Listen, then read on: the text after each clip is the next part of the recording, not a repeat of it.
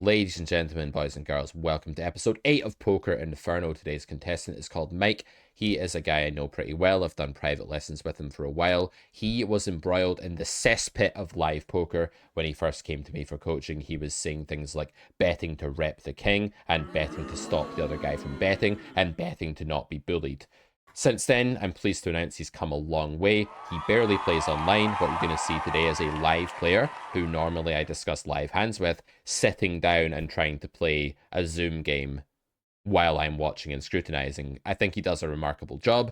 Mike kind of switches between his old school, outdated thought process that he had previously and some of the stuff we've been working on together over the last few months. And I think you'll see two versions of him in this episode. Quick shout out to viewer Johnny, who requested that I wear this hat again. I've worn it for the entire episode just for you, Johnny. I hope this will be somewhat of an olive branch. Johnny doesn't always say nice things about this channel or about me. I don't know if he really likes Carrot Corner because he said recently that all of our coaches are trash apart from Cruiser. And I disagree. I think our coaches are really good at poker. I handpicked them for the subscription service quite carefully. Cruiser is a beast, fair enough, but there are other good coaches on there too.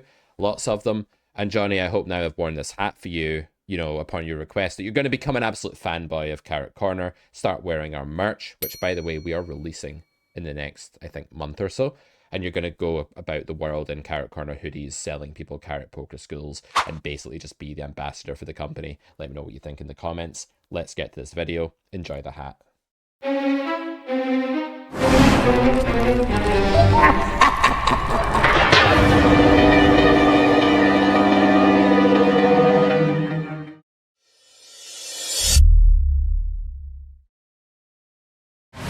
Ladies and gentlemen, we are here with Poker Inferno number 8. Contestant number 8 is Mike, who's coming at us from a windy beach, it looks like. What's going on today, my friend? How you doing? Doing good. How are you doing? I'm doing well, yeah. It's very dark in Scotland. It's the opposite of your backdrop, but I'm looking forward to doing a bit of coaching with you today. What are we playing? What stake are we playing? I'm playing 5-10, so 10 NL Mm-hmm. on GG Poker, Cool. and I usually play 25 NL or 10. So Yep. just do it more for just getting reps because I'm a live player, not an online Yeah, player so your main mostly. game is live. You play a bit of online for practice and stuff like that. I think that's a really good way of doing it for a lot of people. If your main game is going to be live, I think it's good to do a bit of online for practice, but also get tuition in with live hand review. I have a lot of live students I work with actually, one to one, and sessions with Yeah. them end up just being, as you know, written hand reviews that we've done in the past of a live game. They send it over the night after they've played it. I read it. We do a call. I've worked with you a few times on those, and I've got loads of live students actually over the past few years that I've done that with. So if you are watching this and you're thinking, oh, it's only online poker that this carrot guy does or whatever. No, I actually do teach live. A lot of people don't know that. But today we are cutting our teeth in the online streets and we're getting some reps in. So let's jump into the 10NL GG Russian cash pool. All right. Deal me in. Yep, let's do it.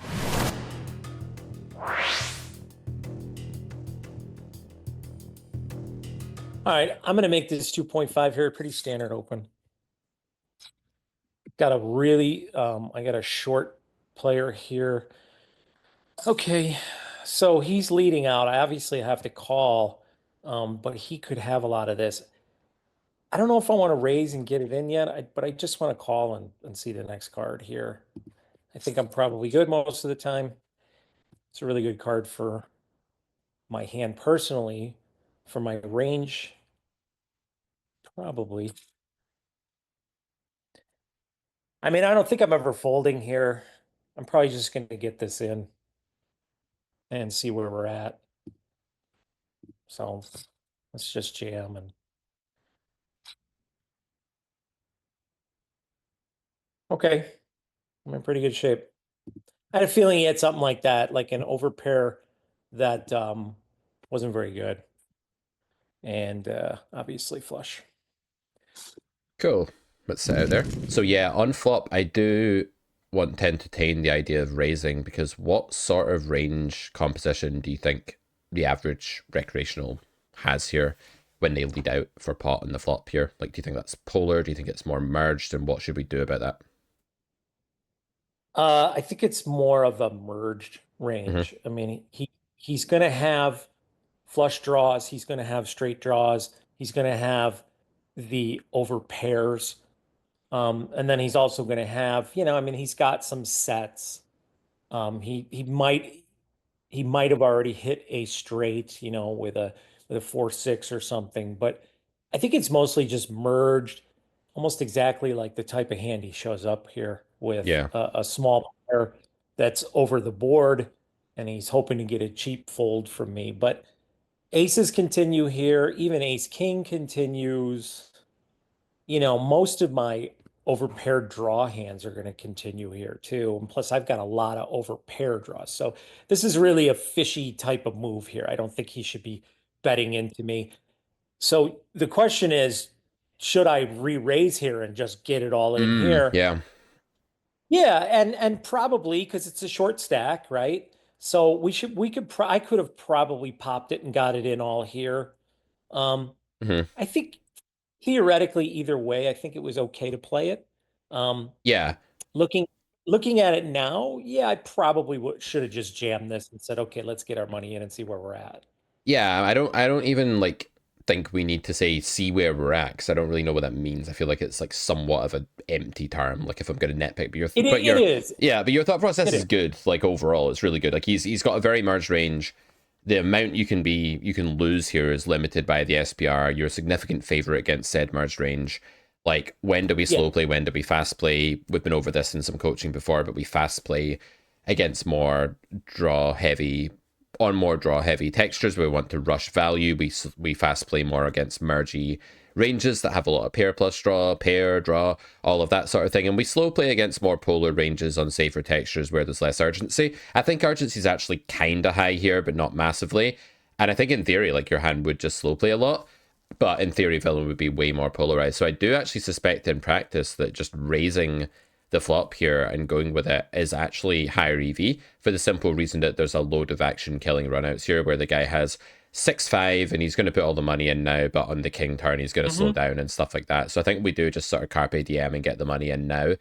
In this hand, I think on turn um, you did absolutely the right thing, though. I love jamming here because, again, like if villain has a draw, they're going to be bet calling. They're going to have very, very few low equity to no equity things that are bluffing if we call, but like folding to our shove. And if we don't think people have the bottom part like that, like the absolutely hopeless Jack 10 of clubs very often, then there's not really Right. any need to slow play. So I do actually like the turn jam here, even though you have like the more invincible hand. I think it's nice just to capture all the money now against like certain hands that might not always invest on river because I just don't think there's much of a low to no equity region here. So yeah, good analysis in hindsight there, and just wanted to flag the flop as a potential fast play spot, even though it doesn't look like it at the time.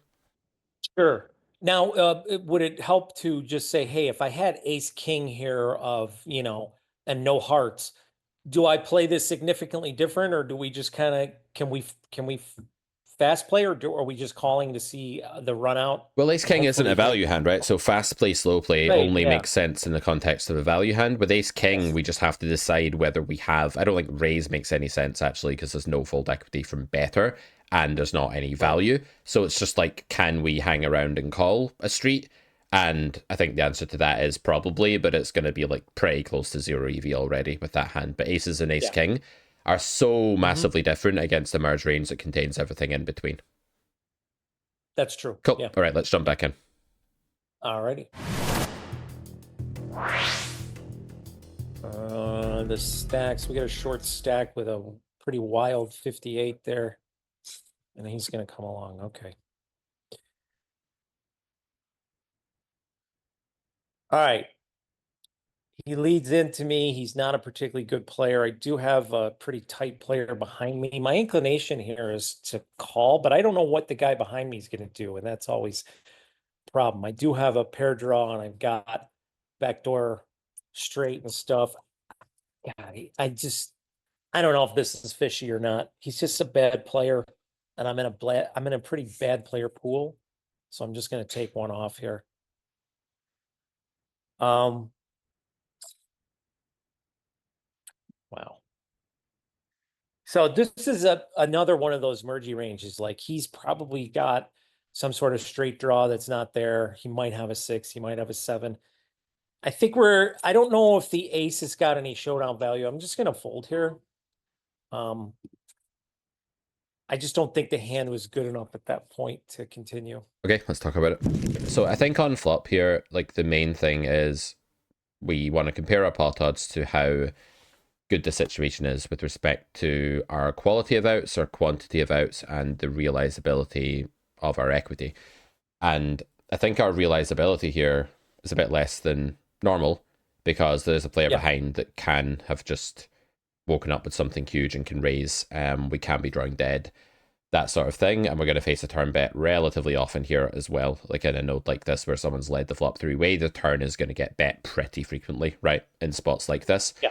So I think all things considered, given that the quality of our outs is really quite low, we're just drawing the one pair that can be dominated already or dead.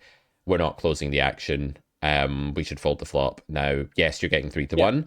And yes, the opponent is a recreational, but I think you're making too big of a logical leap from he's fishy, he's playing badly, to therefore I'm going to fight him. And I think I've seen this from you before in our live coaching that we've Yeah. done. And sometimes you do go from I have a skill edge, the player's weaker than me, to therefore I won't fold.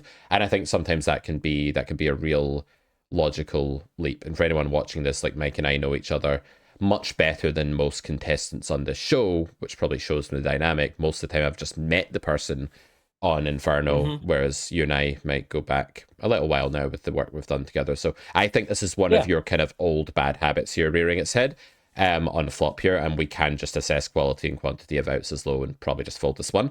On the turn, now you're getting 3-1. Villain's range has weakened, meaning like they've bet kind of small on the king. They'll have some nutted stuff still, but less often now. And you do have 4 outs to the absolute nuts in position. So I'm thinking fold equity, future fold equity. Not so much that I want to raise the turn and reopen. I want to see the river and I want to call, but I'm planning on bluffing a lot of rivers here on a node like this. So I'm thinking take the 3-1, take the nut straight draw with the implied odds, take the future fold equity that comes from villain's range weakening. You don't really need so much showdown value from ace high when you're in position because you have that chance of taking away the pot on the river. If you were out of position, I think it would be right to maybe fold because of a lack of showdown value, but you are going to get the chance to peel here, realize some implied odds and equity, and then bluff the river against that weakened range when they check or go really small. So I do like call here at 3-1, given the implied fold equity that's going on a bit later. But hard to put all of that together. It's a tough spot in game. Any thoughts on that? What do you think? This is why you're the carrot man. In game, I'm not thinking that sophisticated. In game, it's more of an intuition that I have. Right. I'm not real happy with the flop. I was 50-50 in continuing or not. And then it doesn't even occur to me the future fold equity when the king comes, and if the river comes and he checks, now I can just bet the pot and take it down. So I wasn't even thinking in that spot. I should be thinking that Yeah, in that spot. you almost got there though, because you did put together that their range was kind of weaky mergy there. Bet size equals hand strength. The Yeah. king. I think you'd put together the fact that villain doesn't have the strongest range in the world, and then it's not too much of a further step we need to add on to your thought process there to go. Therefore, in position, I'm going to have decent fold equity later, and then we just couple that up with the implied odds. You've done grade 1 and 2 Carrot Poker School. Correct me if that's wrong. Yeah, and then part of E as well. Part of E, yeah. So you'll recall in grade 1, lecture 5, we talk about like the factors we should assess when calling a bet, and they are things like implied odds, pot odds, equity, future fold equity, that kind of realizability, right? So once we've sort of ingrained those 5 or 6 factors and revised them, we'll start to like pick them out more immediately. But it just takes a hell of a lot of ingraining of these relevant data points, really. Yes, and there's lots of things to juggle. Sometimes you just miss stuff in the heat of the moment. I only had 2 seconds on my clock there, and it was just getting to the point where, all right, I'm just going to fold and move on. Yeah. Sometimes if I get confused, maybe the best bet is just to fold it. Yeah, instead that's of not a digging bad thing. hole. Yeah, especially when like if your leaks, and this is why like it's advantageous that we've worked together before, because if your leaks are in the domain of you over investing against fish and kind of like getting a bit too splashy against fish, if one of your reasons for doing something is villain's a weak player and you're still torn, you can be immediately suspicious of that investment because it's largely based on something is faulty, right? That they're a weak player, therefore I do what I want. So I actually think that you can get good of catching yourself in the act of actually using these tendencies of yours, and you can say, well, I'm indifferent even with that weird faulty logic involved. So if I took that out, wouldn't that just swing it to being a fold, right? If I took that dicey part Yeah. of it out. Okay, great. Let's get back in there. All right.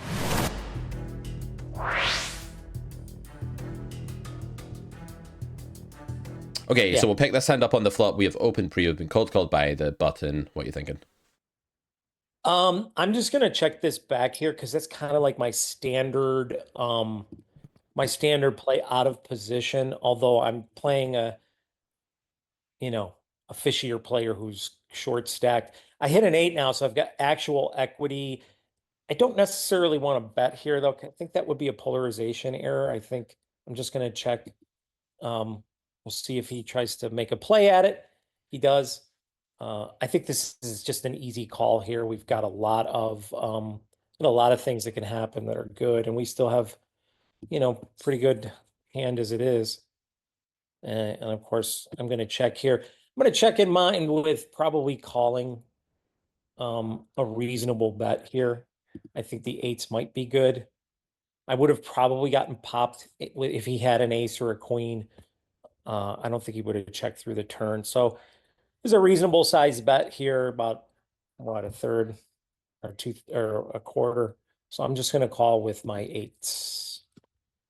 Yep, You I got an like ace, it. he checked I mate. like it. Yeah, I think we'll talk about it briefly though. Yeah, Okay, so flop is obviously one of these better boards for your range, right? Where you might bypass the normal checking everything out of position rule.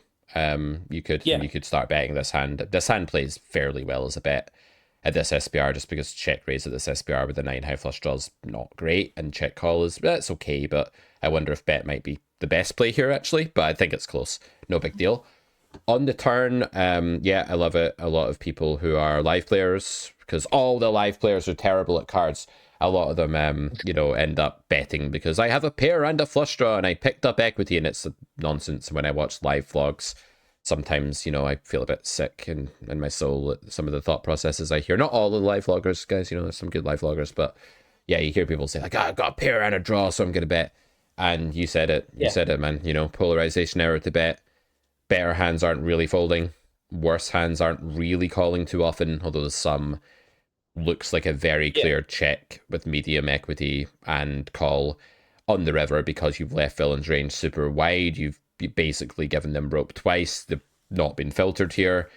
Going for the check call when they bet tiny is great. You need to win like 22% of the time. It's got to be yep, overbluff for those pot odds, and people don't realize how small a bet they're actually making on these nodes and just how infrequently they can be bluffing. So, part and parcel of playing right. good poker here is calling this river, running into a ton of hands like ace nine offsuit, and just like chalking it up to the way it has to go. It's the way the cookie crumbles. You're winning enough there. Don't worry about it. Yeah, yeah. I mean, my equity against his range is probably 35%, and I only need 22 to win, so it's a pretty easy standard call. Yeah, and I love So that. It's like we're not saying it's more good than bad. We're not saying we're winning more than we're losing. We're just saying we comfortably exceed the target. And when we forget yeah, about pot odds, like I famously did once when I did this sweat with Ben a Bad Beat, this is what caused me to make Poker Inferno, was I felt so uncomfortable doing it that I wanted to inflict that hmm pain and discomfort onto others, because I'm sure when I was in school and we were forced to go to like religious assemblies, there was something about do unto others the bad things that were done unto you. I'm sure it was something along those lines, right? So that's why we're here. And yeah, absolutely, you can forget about pot odds sometimes when you're a bit tilty or you're not thinking straight. But once you remember pot odds and you remember how many hands villain lands on this river with, you can just call pretty comfortably and yeah, move on. Yep, good. yeah. And I'm here for your saddest tendencies. So I'm here for all the pain you can dish out. Yeah, I don't think there's going to be that much, sadly, because the way you're thinking about the game is really good, and I do think that like the way your game is these days, the Hmm. in-game habits are lagging behind the cognition, if that makes sense. So when I get you thinking and Yes. talking, you sound like a really Hmm. strong player, but you have some of these old habits from like your pre-coaching days pulling you back to Yes. bad tendencies, and that's really where the work is for us at the moment, right? And quite frankly, if I'm being honest, that's probably just me being lazy in game, because live poker, it's fucking boring sometimes. I Mm. mean, it's almost unbearable, and you're scrolling on your phone and you're watching a basketball game and you're not paying attention, and your thought process can become flabby and lazy. Hmm. So it's a bad thing to get into. That's why I do like playing online, just to sharpen my skills, because it moves a lot quicker and my brain is more engaged. Yeah, I'm imagining like your thought process becoming Homer Simpson because you're too bored, like over time, and just sitting there on the sofa Yeah, belching. Yeah, fair. Okay, yeah, yeah. No, that's a good assessment of it. Yeah, right. Let's jump back yeah. in. All right.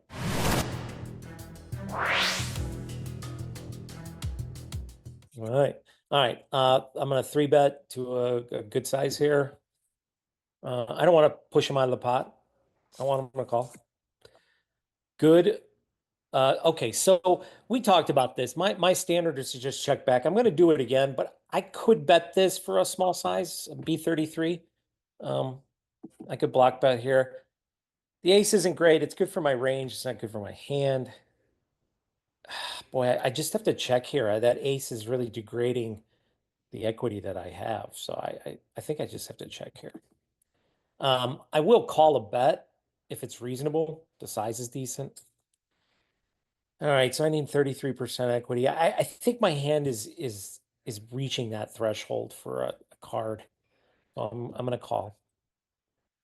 Um, yeah, the eight doesn't really change much here. I'm just gonna check.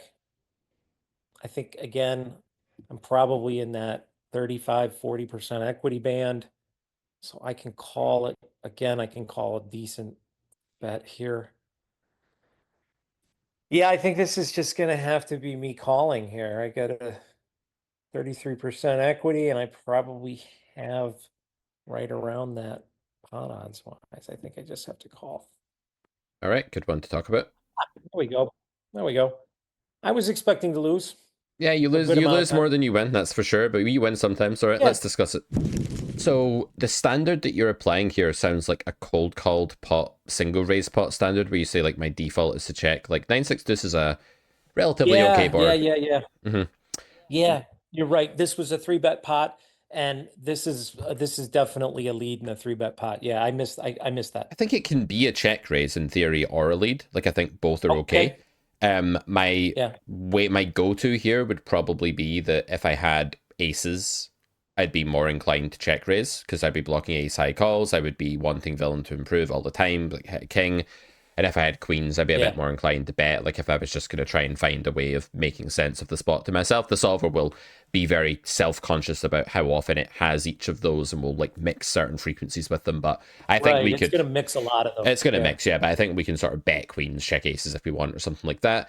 I also think like when Yeah. villain looks a bit more aggro, I'm not at all bothered by building the pot myself. They do look a bit aggro, 31 VPIP. I don't mind going for the Yeah, and check raise. I find that especially live and with lower stakes online too, that a lot of times out of position on a board or a flop like that, you can induce a lot of, random bluffs and random spews. So Yeah. that's why I kind of default to out of position. Yeah, I mean, people are used to facing underprotected checking ranges, so it's natural for them to do well by stabbing, and so they do stab a lot in spots like Hmm. this. Yeah. On turn, I agree, just kind of have to check. You can maybe block, but I think I prefer checking. When villain bets turn for half pot, I probably just agree that you have to call and see what happens. You're not thrilled about it, but one quick pointer here against half pot, you need 25% when you're facing the bet. You would need 33 if you were the one betting half pot as a bluff, That's right. but you're getting 3 That's to right. 1, right? So 25% is all you need. Yeah. Definitely achieving that against a random high VPIP player that could be chaotic and could have too many combos of queen jack off or king jack off in their starting range and stuff. So definitely not folding turn for that reason. And on the eight of spades river, I agree with you. I think it's a miserable spot. You block bluffs. You do also block some value though.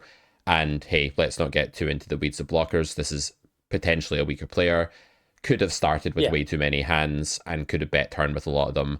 Wouldn't be shocked to see certain merges like fives and fours and stuff in this spot at 10 and L. So I'm Sure. calling river, but I Sure. am expecting to lose far more than I win. I'm not expecting to lose 75% of the time. So I think you played this fine. Just wanted to sort out your flop protocol a little bit there. But yeah, this is good. Yes, I have a tendency to make that mistake, and that's something I have to catch myself doing. In a three bet pot, the dynamic changes. when the flop comes down because now we've filtered our ranges down to a lot smaller amount of combos. And now my hand, I, I don't know how to put this, but my hand might be a little more polarized there because I three bet. And Yeah, on the low board, your range is polarized because your big cards have yeah, whiffed and your overpairs are mighty. So yeah, it's a more right. polarizing texture for the 3-bet range. I mean, low Yeah, boards are generally going to give you a big nut advantage when you're the pre-flop aggressor because overpairs remain intact. They're not going to neutralize that. yeah. And that's why if you are building a C-bet range, another thing you said there is that you might bet small. You can actually bet big when you're betting a board like that as well because it's just a more nut advantage Hmm. sort of texture for you. Okay. Yeah, and my default on those would be like B33 and like a B60 Yeah, for my just small. B60 is fine on this board or check. Just Yep. B60 Yeah. on this Yeah. board? I don't have to have a small size then? No, not at all. There's no hand that No. needs to bet small. Like if you want to bet eights, you can bet bigger. Eights can handle B60 here. It's capable of investing Hmm. that amount. If you're betting with like two big cards, their semi bluffing type denial bet can still be for B50, B60. And there's no hand Yeah. that's like only able to B33, and the opponent's not polarized whatsoever. So there's no reason to think that you've got to use B33 here as you would on like an ace high board or monotone board where they're more polarized, right?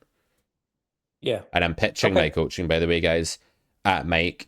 I'm speaking probably more fluently than normal and a bit more confidently because I know his level and I'm able to sort of like put it in a way that I know he's going to understand. And what you guys need to understand is when you're watching Inferno, you're watching me and some random guy I've just met most of the time, and I'm having to figure out how to like pitch the feedback while observing their game for the first time. So this one probably is a bit of a different flavor for the audience, I would reckon.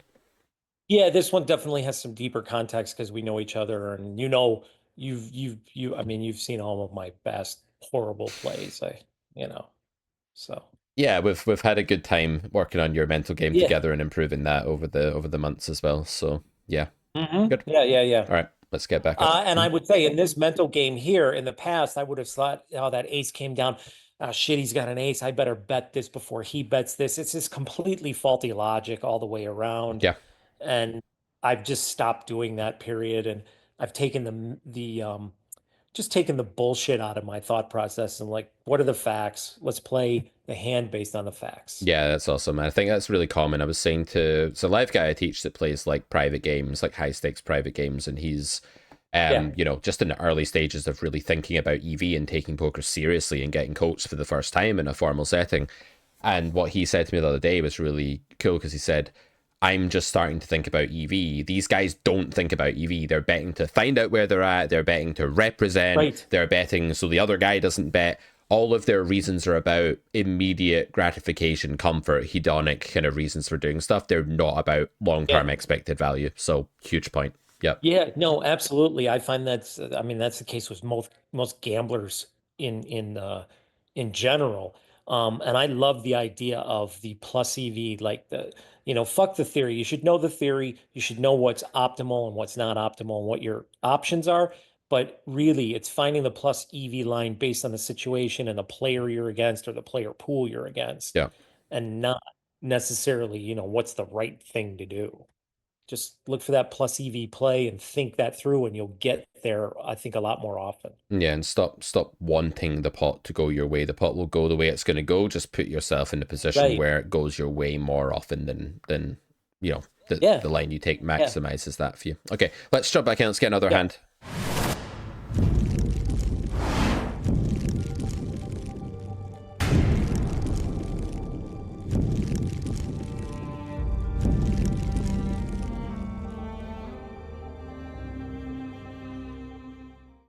All right, I'm going to make this 3 instead of 2.5. I like the idea of taking weaker hands and pumping them a little bit more fold equity, and it makes me look a little bit more fishy and wrecky. This particular flop doesn't do much for me. I'm just going to check. I have ace high here. Okay. Hmm. Well, this bet might be a little bit too big here to take one off, even though I do have a deuce or an ace. I don't know if I have enough to call here. I'm pretty indifferent one way or the other. Yeah, pull it up. So on the flop, I think like one thing to understand is that when you're playing a polarized flop strategy, which you are here because you're not range betting, so Yeah. you're going to be betting possibly bigger, right? Maybe not, but possibly bigger, and with value hands and with bluffs. When you Yeah. have ace high, like ace queen here is very different to ace five. So ace queen is a hand that's probably in that median part of your range. It's just checking, right? But ace Yeah. five I'm, is lower and it's going to have less check EV and it will make some better yep. hands fold and it will benefit more from betting. I'm not saying you have to bet the flop, but this should not be an auto check. And the leak here is that. I, Mhm.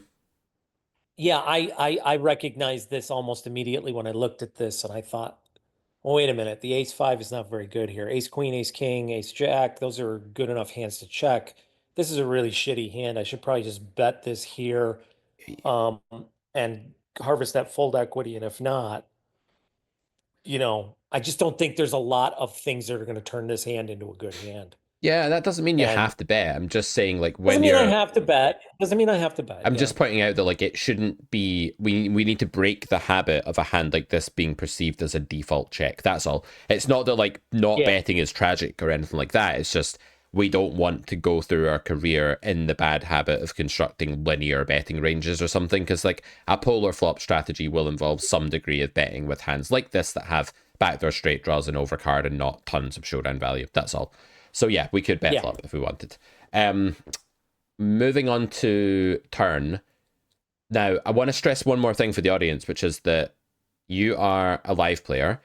While you do Yeah. study online and you're part of the online carrot poker community and stuff like that, you very rarely play online. So you don't have the amount of reps of just like facing late position heads up pots that most online players would have because most of your volume is live and most of your hands are, Yeah. basically every hand live is either a multi-way single raise pot or a 3-bet pot, Yes. heads up or Hmm. something like that, right? These are the bread and butter. So you're not actually in this situation often at all in your daily grind, and so you're just not exposed to like the facing the turn bet with these odds heads up in position. But like, let's think about it a bit. Ace X is beating their bluff still a decent amount of the time, right? Hmm. The Yeah. six is a bunch of outs that I think you missed that you had the six here. You had a double gutter here. That's right. I did have the double gutter. Right. Yep. And you've got the ace over card. So you've got heaps of equity and showdown value. You're beating some Mhm. of their bluffs and you're in position. So verdict. The verdict is I really butchered this one. I I really fucking butchered this one. I probably butchered it by opening to begin No, with, and that's fine. then That's fine. so yeah, I just misplayed this one, and then my default when I misplay and I'm kind of confused is just to fold and get the fuck out before I lose my whole stack. You know what I mean? Yeah. Um, although that wasn't going to happen here because it was a relatively small bet, but I was confused. The timer was running Yep. down on me. Like live, I can take more time and I can think this Yep. through and kind of give my opponent more of a range of hands that he's doing this with to see if there's any play that I can make. Um, I might just fold live too. Yeah. But for this one, I was just confused. Yeah. You're freezing a bit, I right? Because it's Poker Inferno. And that's the yeah, whole yeah, point. yeah. Hmm. Yeah, yeah. Editor. That's me like taking joy in people being confused and lost. But the idea is like you're it's not that there's a fancy play like you're overthinking it. It's just that like Yeah. you're getting pot odds of like 28%. That's how much EV share you need. You've got multiple Yeah. outs, implied Yeah, yeah. odds, position, showdown value. You've got all these things going on. So it's just a matter of like not freezing, basically. Because if you don't freeze, I think you'll Well, and start to think about those yeah. things, right? So It's probably just a matter of me recognizing, go to the basics. The basics are what are the pot odds? yep. What do I need? What do I need against his range, equity wise, to continue? Hmm. And what are my realistic outs? A deuce, a six, an ace. My ace probably already has a little bit of showdown value, Yep. so there's some in there already. Yep. And then it becomes a much easier problem to solve Yep. once I break it down to the basics and I can come up with the best answer, the true EV of the situation, Boom. right? True EV. Yeah.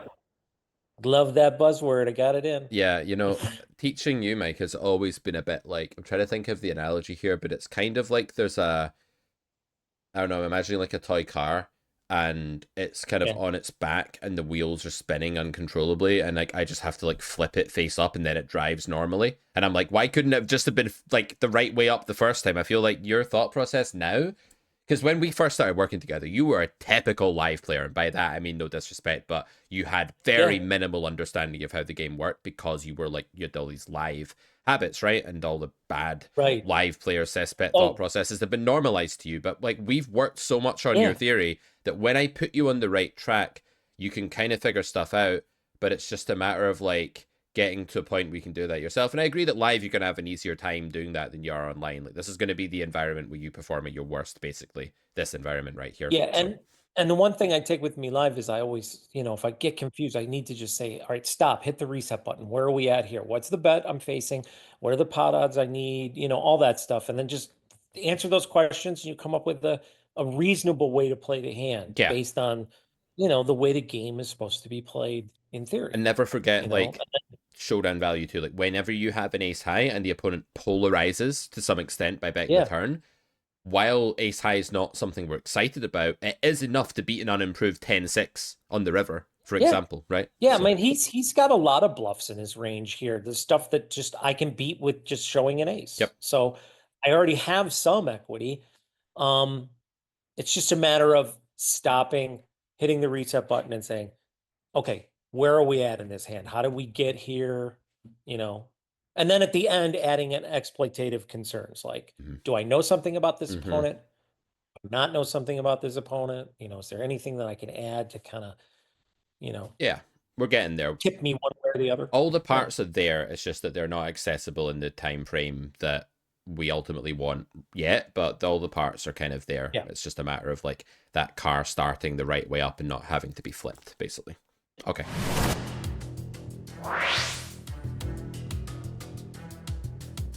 All right. Well, this is obviously a fishy size here, so I'm gonna raise it small, smaller. All right. 3, 5, 6. I'm never folding this here. I'm wondering if I can re-raise. I don't see a reason to re-raise here. Um, I'm just gonna call. I've got overs. I'm up against a fish. All right, so I hit a 9 here. It's top pair. He checked it back. I think my equity is probably sitting around like 75, 70%, 75% or better. So I can certainly make a bet here. I think I'm just going to B60 this because it's a value hand. I'm going to get called by some worse. I'm going to get protection from some worse hands here. So I'm just going to make like a B60 bet here for value Yeah. and get the full. Cool. Let's pull this one up. I like it. Right. So I just have a slight concern, Mike, that okay, it's not even a concern. I just want to clarify what you meant. So you were kind of like, this is the fishy sizing, therefore raise. And I like that argument, but I think there's a sense in which it could be bad if it was like the whole red flag to a bull. I'm gonna like do something aggressive because he's bad. That is not always right, but I think in this spot it is right. So maybe we can Yeah. just elaborate a bit on like why it is good to 3-bet this hand against like a what we expect to be a recreational that's min opening here. Well, it's a recreational, it's min opening, and I'm going to have position on him for the entirety of the pot. And my hand, it plays pretty well post because I've got, suited Jack nine, one gapper. Um, so I just think things are leaning in my favor there. Yeah. But I want to apply pressure too because I think I rate to have the best hand a lot more often than he does. I would feel like if he were higher up in his range, he would bet more than two. Two just seems like a really weird size to me. Okay. Like, So there's some good here that we can work with. So I agree that some people go bigger with bigger hands and smaller with smaller hands. Some people just go two with everything, right? So it's hard to say, but there's some trend in yeah. that direction. I like the Hmm. idea of it being everything leaning in your favor. So I want to elaborate a little bit on what I think that means, and you can tell me if that's right. I think it means Hmm. this will play out. If I 3-bet, it will just play out in a really high EV way for me in this situation against a recreational in position. It's just the way it's going to go because they're not going to 4-bet Yeah. much. They're going to call and play badly. They're going to fold sometimes. If they do fold, you're cleaning up. You still fold equity. I think the spot is Yeah. just massively overperforming as a 3-bet in real life than it is in theory. So love it. On the flop, yeah, I don't think raise is ridiculous, but with two spades, this is like not my first in line hand to bluff raise. I think if I had like 10-8 of diamonds, I'm much more inclined to raise, and with Jack 9 of spades, I'm leaning a bit more towards call. Now, call doesn't mean that we're Yeah. just praying that we hit a pair and then giving up if we don't. We can bluff raise later. We can Yeah. bet later if villain checks. We will certainly be bluffing by river if villain starts checking. So yeah, we're fully just like in let's see what happens in position mode and bluff Yeah, later because sort of territory.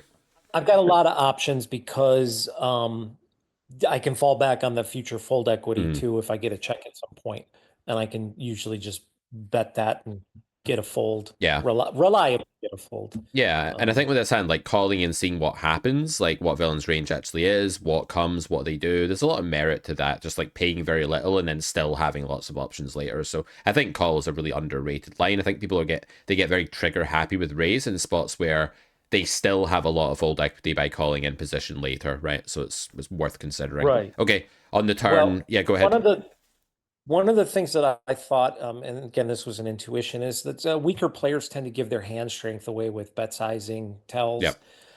So when he bets one on this, does he really fucking have anything? I mean, so I want to get him deeper into this pot and see if he's going to quit on it, and then I can just take it, or get him to misplay, fours here when I hit the nine or something. Yeah.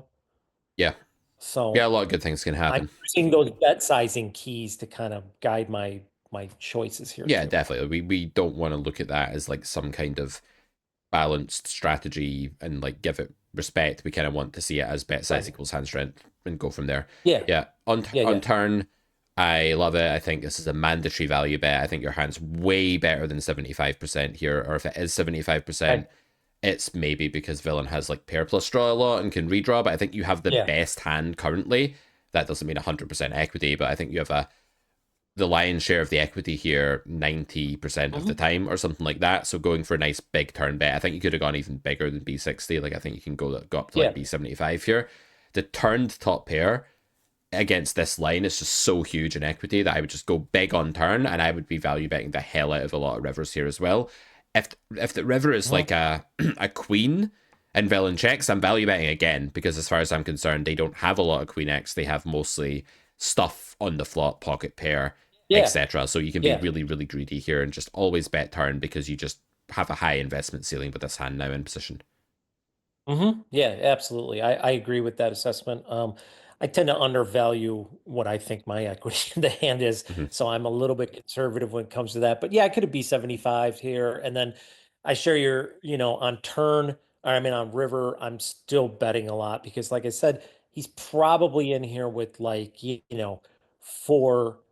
He might be in here with like 4-5 or 6-7 or something like Mm-hmm. that. Like he might have plus draw, but my hand is beating that quite reliably. I don't think he just shows up with a random queen 10 or something, Yeah. you And I know. think one thing that separates like players who struggle at micro stakes to players who get out of micro stakes is that the latter category are just way more inclined to like understand their relative hand strength and be aggressive for value when they think it's high. Whereas like the players get Yeah. stuck or like a pair of nines is a pair of nines. I'm just going to check it back because I'm a little bit, fretful about putting in more money, and it's just night and day. All right, this has been awesome. We covered only a few Yeah. spots, but we had some really good discussion.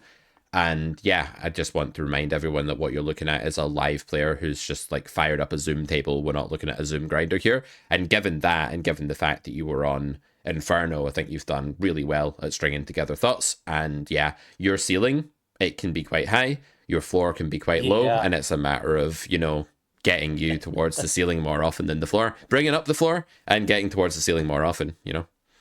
I agree, and I want to thank you. I mean, your courses and all that stuff have really helped me a lot. And then our private sessions have been great. I love the way you think about the game, and kind of strip away all the bullshit and all the bullshit thinking and just like let's get down to what the fuck we're talking about here and stop screwing around, Yeah, you know? yeah. Let's stop And talking about board I just like coverage. it. It's really refreshing. Yeah. Cool, man. All right, it's Yeah. been a pleasure, guys. Do check out Carrot Corner for everything else from us. If you're looking for a quick course to get you started on exploits, Cash Injection is your one. If you're a bit more advanced, intermediate style course, Weapons of War, I would recommend. And of course, the theory grind, the plunge, the Carrot Poker School, if you want it all, the Golden Carrot, it's all there at carrotcorner.com. And we will see you back Hmm. here for more Inferno. Thanks again, Mike. You've been a real joy to Okay, chat to. thanks. Thanks, man. Yeah, thanks. Bye, guys. Bye.